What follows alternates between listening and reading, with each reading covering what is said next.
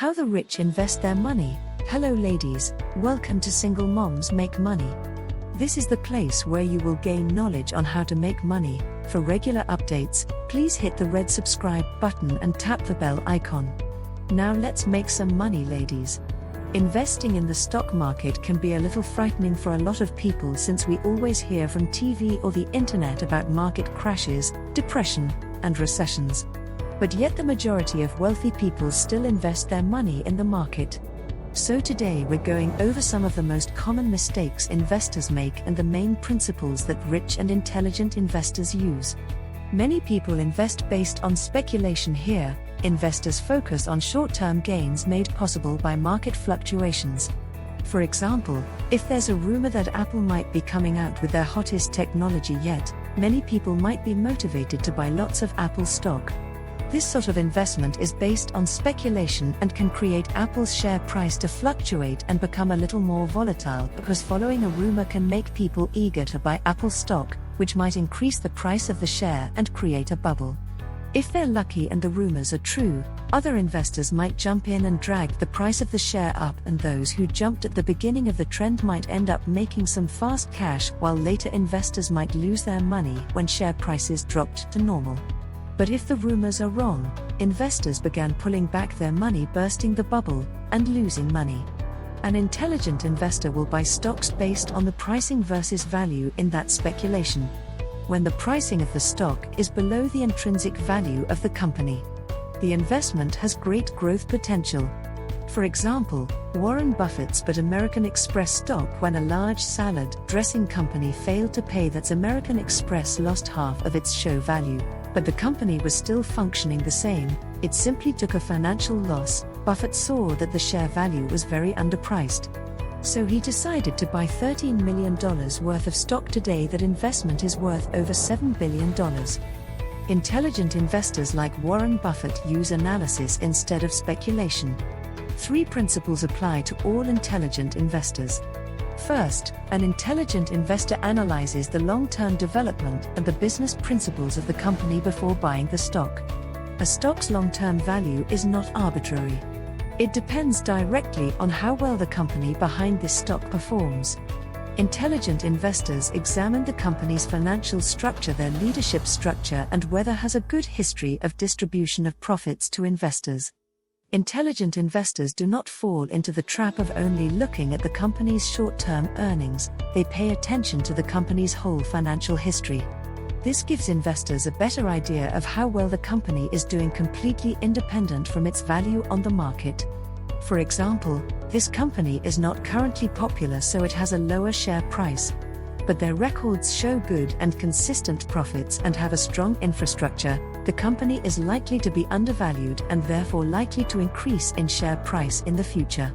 Second, an intelligent investor makes it a priority to protect themselves against any serious losses.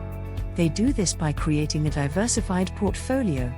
A great example of this is one of the best investors in the world. Ray Dalio diversified his portfolio so well that even in the 2008 market crash, when most investors were losing upwards of 50% of their money, he only lost 1.8%. As Warren Buffett says, do not put all of your eggs in one basket, no matter how promising it appears.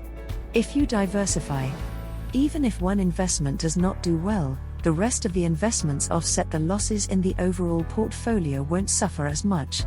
And third, intelligent investors understand that in many cases, they won't generate extraordinary profits, or rather safe and steady revenues, because aiming for fast money and short-term gains comes with a lot of risk of losing money, and that is something they do not like to do.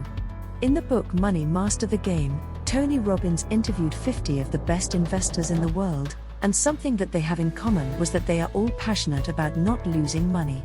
Not only that, but they try to look for ways to make as much return with the least amount of risk. Benjamin Graham says the first thing to do before investing isn't to look at the stock's history. Sure, that's important, but it's more important to look at the history of the whole market. If you look back through history, the stock market has been defined by regular ups and downs, but often the fluctuations in the market can be very unpredictable.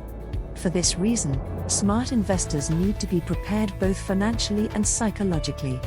Economic crashes like the Wall Street crash in 1929 or 2008 are unfortunate, but certainly a repeating cycle that will continue to happen.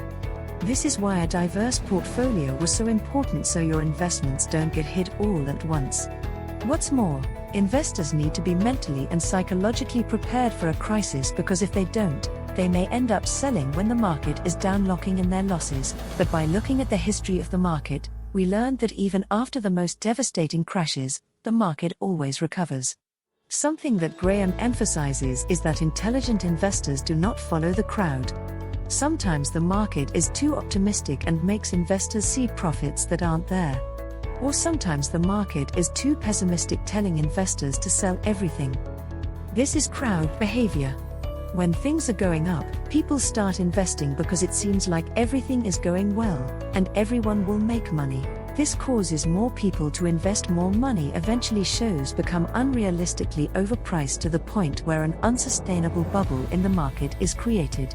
Take the dot-com market bubble in the early 2000s. The internet became the sensation, so investors put a lot of money on pretty much any tech company with a pulse, but many companies didn't have the structure to become profitable. And when investors started to see that, he tried to pull their money out and the bubble was burst and many investors lost their money. So intelligent investors do not follow the crowd. Now when it comes to investing, there are a couple of ways to do it. You can be a conservative investor, or you can be a more aggressive investor. Conservative investors typically have half of their investments in safer, less profitable asset classes like government-issued bonds, and the other half in well-established stocks. Very conservative investors go up to 75% and safe, less profitable assets, and 25% in more aggressive assets. I've covered these asset classes in more detail in some other videos. So if you'd like a refresher, make sure to check them out at the end of this video. Now, many investors use the dollar cost averaging strategy, which means that they set up a specific amount of money they will be investing regularly. For example, investing $300 every month. With this strategy, you invest the same amount of money no matter what the market is doing. If the market is up, you will invest $300. If the market is down, you still invest the same $200. This strategy helps you limit volatility, because when you invest in both kinds of weather, and the market is up or the market is down, the value averages out and you have a steady growth following the market. As a conservative or passive investor, you can set up your investments on autopilot. You can commit yourself to an amount to be taken out of your bank account directly to your investments portfolio. And from time to time, you should check your investment ratios.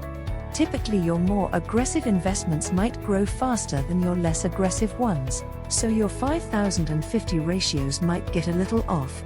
So from time to time, you will need to transfer funds from one side to the other. And this is what it's called balancing your portfolio. More aggressive investors employ the same strategies as conservative investors do, but they tend to split their ratios more favorably to stocks that have more potential for growth but tend to be riskier. In addition to bonds and well-established dogs, they might experiment with higher risk and higher reward investments. Like startups, Graham recommends that no matter how exciting and promising an investment opportunity seems, aggressive investors should limit these stocks to a maximum of 10% of their overall portfolio. For the same reason we mentioned before, an intelligent investor limits his chances of a major financial loss. Investing can be a little confusing, but understanding the basic principles, you can be on your way to becoming an intelligent investor. As always, ladies, thank you for watching, and let's go make that money. Don't forget to hit that red subscribe button and bell icon for future videos. I will see you next time. Toodles.